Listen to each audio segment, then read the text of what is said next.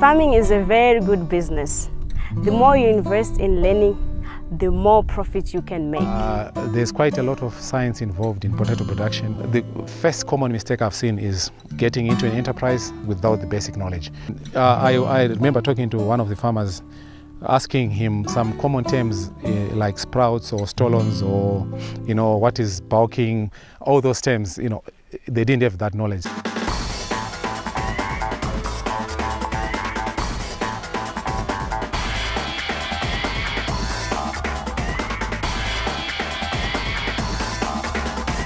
So I mentioned earlier, our main crop here is potato farming.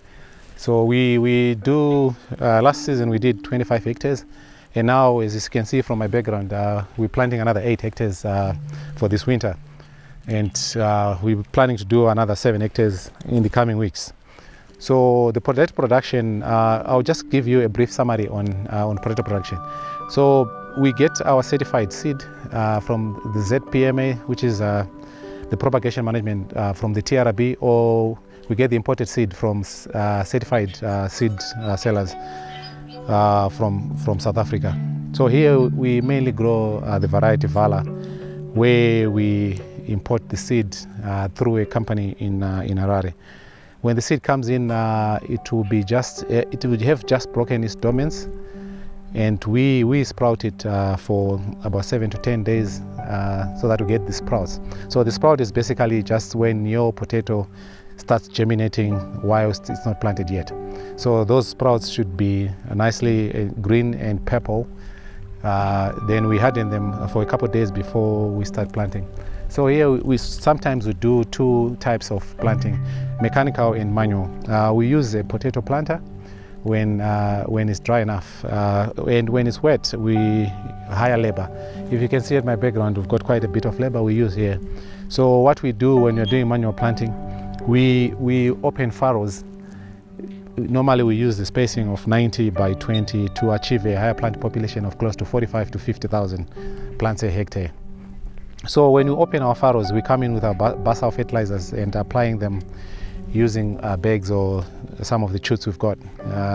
And we also mix with gypsum with our potato blend, or high C, which sometimes comes in as tobacco blend, depending on the soil test.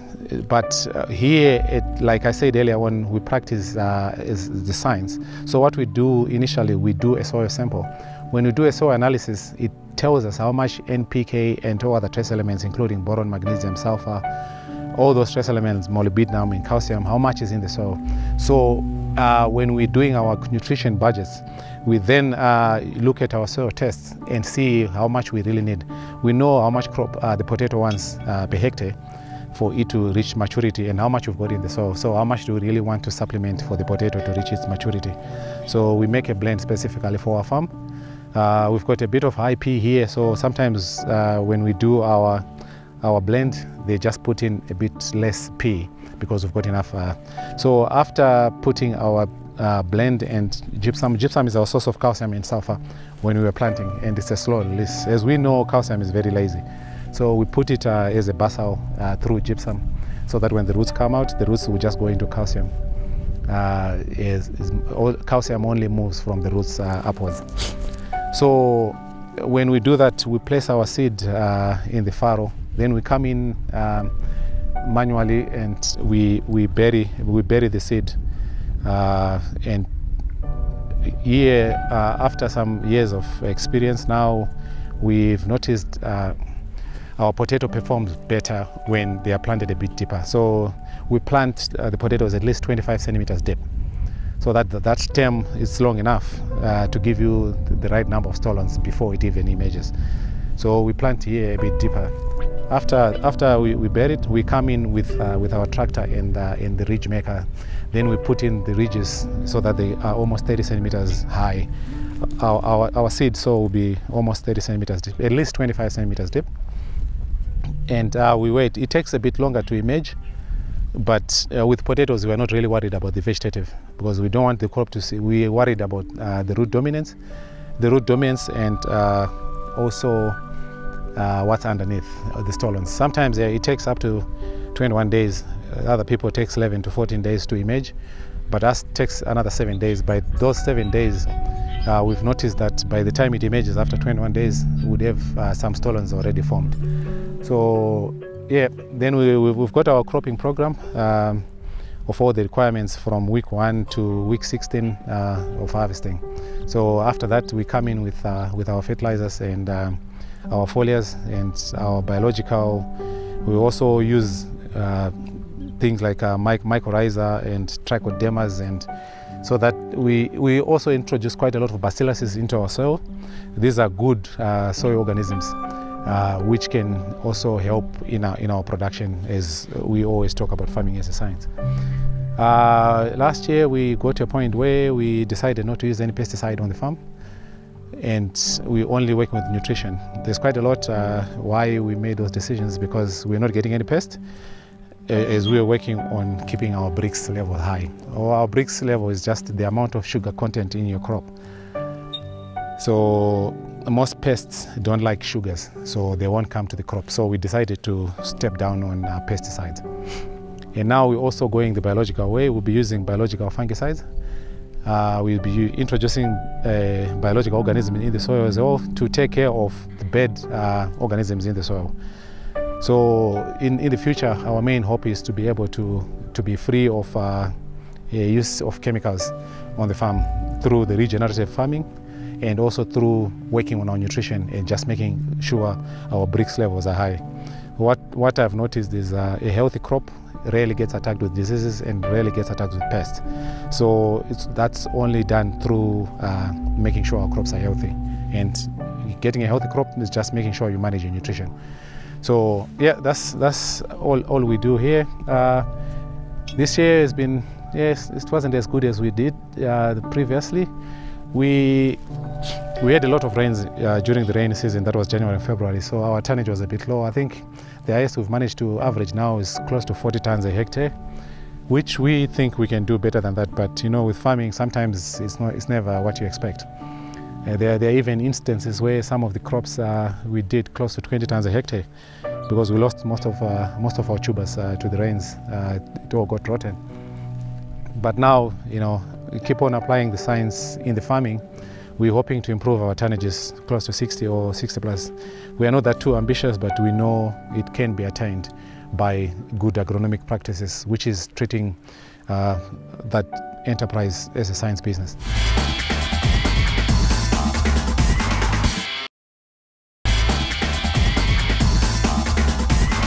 The common mistakes which we normally tend to get is, like I highlighted earlier on, is not getting to know the basics right. People hear that potatoes have got good money and it's a high value crop, and just people go and grow potatoes without the basic knowledge. There's quite a lot of science involved in potato production, for which even I remember talking to one of the farmers, asking him some common terms like sprouts or stolons, or you know, what is bulking, all those terms, you know, they didn't have that knowledge. So the first common mistake I've seen is getting into an enterprise without the basic knowledge, without even researching on that crop, and end up failing. The other common mistake is we try to do shortcuts. There's no shortcuts in potato production, not just potato production, or all the crop production. So in most cases, that's the major challenges we face when people take shortcuts. If you don't do your soil samples, you know, that's the first mistake you already made. The first thing you have to do before you even do anything is take your soil sample, know what's in your soil, know what's needed to get those soils right, so that the crops will be right. I keep on saying, we need to grow the soil, we don't need to grow the potatoes. The potatoes will grow if we grow our soils right. So those common mistakes are always, and the other common mistakes which I found is social media hyping. All those tonnages which I talked about, people coming in thinking they'll make, you know, they'll grow 80 tons, 90 tons of potatoes.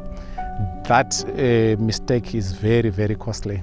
And by the time one farmer produces 10 tons and not 90, that's when they realize that it's not as easy as it looks on the social media. So I always emphasize to people to do their due diligence on research, and try not to rely on social media information, and do your own. Here on the farm, we do our own soil science, our soil tests, and we specifically make a blend for the farm.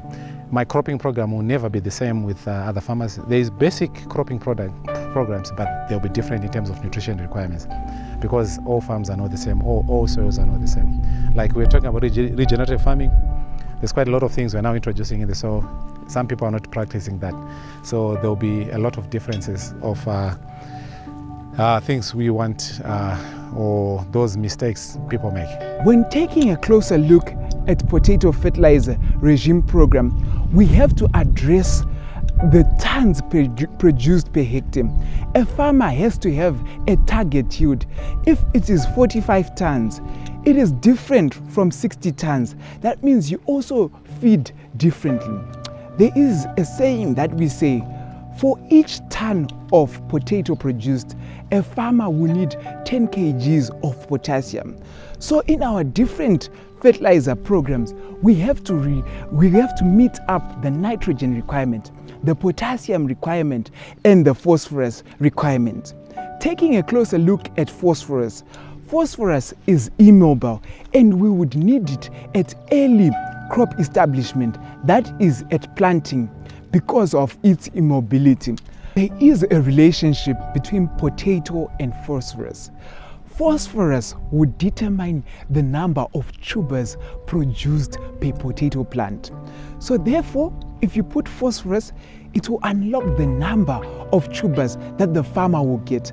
Are you going to get 7? Are you going to get 10? Or are you going to get 30?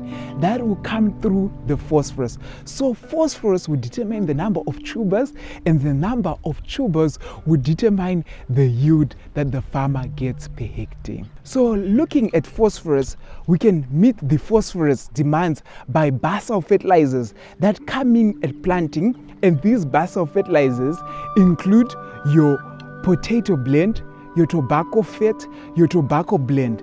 And in addition to that, calcium is also immobile, so we would also need it at early crop development through the basal fertilizers. So the farmer can come in with gypsum as a source of calcium, and through the basal fertilizers that will address the phosphorus requirements. When the crop is developing, we see that the crop will have their roots, the vegetative growth, and also the tubers. So the fertilizer is going to introduce all of these different aspects.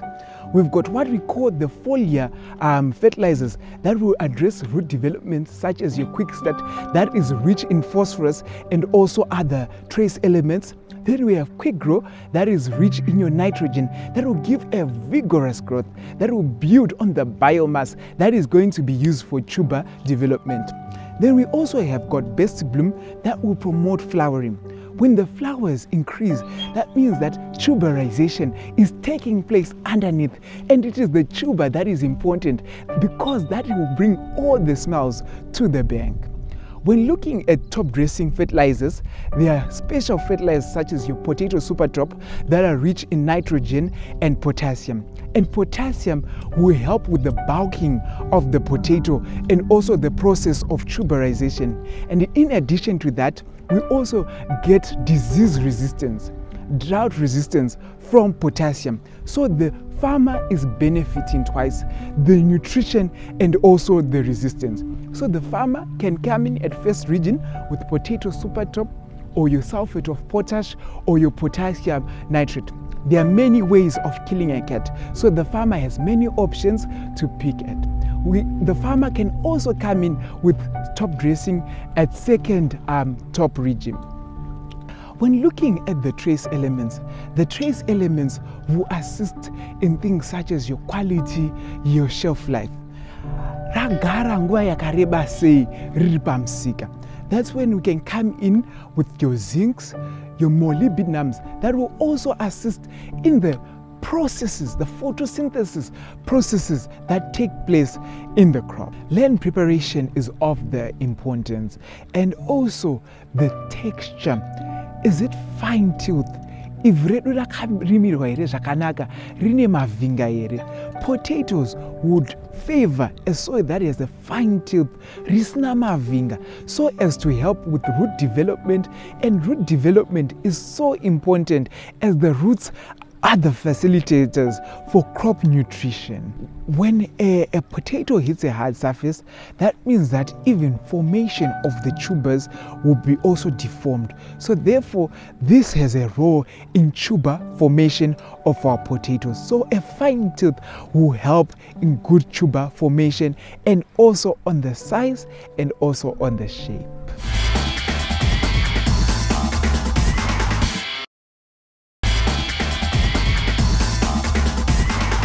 When we talk about pH, we're talking about the potential hydrogen. This actually determines, when we talk of pH, it's whether your soil is alkaline or your soil is acidic. The importance of knowing whether your soil is alkaline or acidic, it actually helps with the availability of your nutrients. Let's take phosphorus, for example. If your pH is low, and when you talk of low, when we're looking at a cropping system, we are talking of pH which is less than 5.5, from 5.5 going below. So that's what we say it's an acidic pH. So phosphorus, for instance, when the soil is acidic, we see that it's not available for uptake to our crops because it actually forms, it actually gets chelated by iron. Iron becomes more available. It actually attaches itself to phosphorus, so phosphorus does not become available to your crop. You can actually be applying your phosphorus fertilizers, but then they're not becoming available to your crop because of the acidity of the soil. And also looking at phosphorus again, when the pH is high, that is above 6.5, that's when we say our soil is alkaline. For most crops, it actually becomes chelated to calcium, and it becomes unavailable. So when we are looking at phosphorus, we should make sure we maintain a pH of 5.5 to 6.5 so that it becomes available to our plants. Okay, I'll give an example of what is happening in the soil when we talk of soil pH. I'll give an illustration of making sadza. When you want to make your sadza, if you mix your mealie meal with frozen water, those two won't mix. And if you go to the extremes of mixing your mealie meal with boiling water, those won't even mix well as well. You come out with lumps. You need the right temperature for you to be able to mix your mealie meal and your water well so that you come out with a plate of sadza. The same goes when we are talking of our soils. From the illustration of making sadza, your temperature is actually the pH. At high temperature, at the boiling point of your water, your mealie meal won't mix well. Your mealie meal won't mix well with the boiling water. You come out with the lumps. So in alkaline soils, your plant won't be able to take nutrients from the soil. And when you mix your mealie meal with frozen water, that's the same with your soil. In acidic conditions as well, your nutrients won't be available for uptake to be utilized by the plant to get the yield that you want. That's the same when you mix, you won't get the plate of sadza. So in this case, you won't be getting your yield. You won't be getting your potato yield that you want. You won't be getting your tobacco yield that you want, and you won't be getting your maize yield that you want. So you need the right pH for your nutrients to be utilized very well by your plant. There are crops that are tolerant to the chlorine levels, and there are crops that are not tolerant to chlorine levels. Potato being in the Solanaceae family with tobacco and also tomato, it is not tolerant to chlorine levels.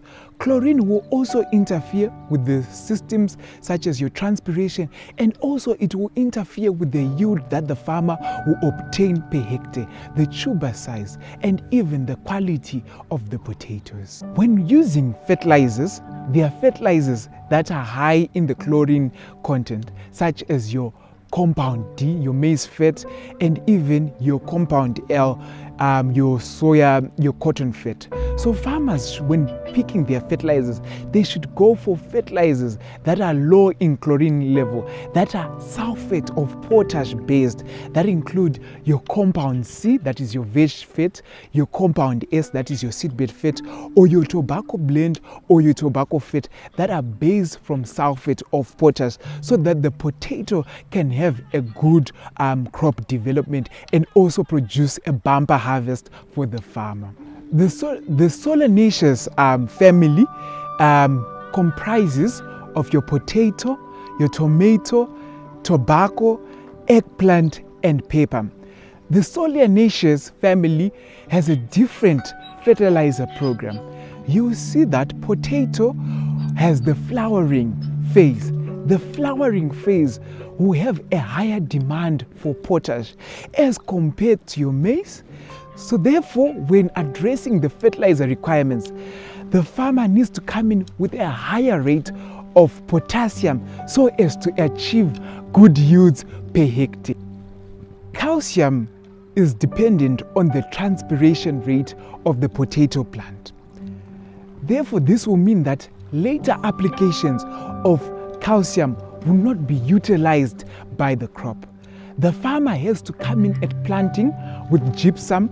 Gypsum contains calcium and sulfur. Calcium will have enough time for it to be in the plant as it moves up the xylem. Calcium is important in the cell walls. It will strengthen the cell walls. It will help induce resistance from soft rotters that will cause meshing of the cell walls. Therefore, a crop that has calcium will be able to resist from diseases caused by bacterial and fungal pathogens. When looking at phosphorus, phosphorus is immobile. Therefore, if a farmer comes in later on, the phosphorus will not be able to get into the crop through the roots. So therefore, application has to be at planting so that when the crop is at root development, it can freely feed into the phosphorus. The good thing about our patients, the crops, is that they speak to us, and the only way that they can speak to us is through scouting. And scouting is one of the best fertilizers that the farmer can also come in. When taking a look at the field, when we see yellow leaves, this can be an indicator of nitrogen deficiency. When we see chlorosis occurring, this can mean that the nitrogen levels are low and the farmer has to supplement with fertilizers that are rich in nitrogen, such as your quick grow. When you see purpling of leaves, that's an indicator of phosphorus deficiency. And during the winters, phosphorus tends to move, to be fixed. Its movement is slower. So farmers, we encourage you to come in with foliar sprays of your quick start, your even side dressings of monoammonium phosphate that is rich in phosphorus, so as to meet and also overcome the deficiency. When looking at magnesium, it can show interveinal chlorosis, and farmers can come in with foliar sprays of magnesium nitrate or magnesium sulfate so as to address the magnesium deficiencies. And also, we are saying let's come in with soil analysis just to check the levels of nutrients in the soil. The baby is born the day when we plant our potatoes. It will start off as a tuber and it would take time for germination, and germination can usually occur from day 11 depending on planting depth. After germination, that's when the roots start to develop, and when the roots start to develop, they can now feed into the nutrients, and this will now promote the vegetative growth. We have the vegetative phase. The vegetative phase will now then get into the flowering phase, and when flowering starts, that's a sign of tuberization, that there's tuberization taking place. When tuberization takes place, depending on varieties, some varieties will be early maturing, others will be late maturing. And when the flowers drop, that means that all that has been stored in the leaves is now going down to the tubers for tuberization, for bulking. And after bulking, we can see that the crop will slowly senesce. And slowly senescing, depending on the days to maturity, that will mean that the farmer will need to come in with slashing so as to harden the tubers so that they are marketable